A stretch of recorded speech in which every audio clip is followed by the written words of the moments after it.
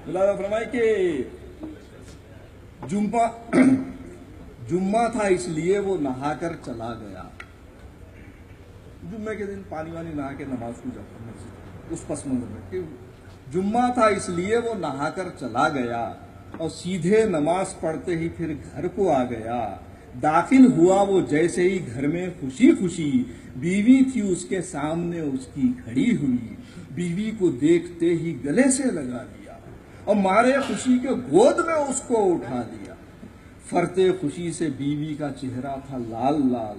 फौरन ही उसने कर दिया शौहर से ये सवाल, मुद्दत के बाद आज कहो क्या हुआ तुम्हें, महसूस कर रही हूं मैं बदला हुआ तुम्हें। बीवी के सवाल पे एक लख्त बोल उठा, खुतबा जो आज का था वो बेगम सुनो जरा।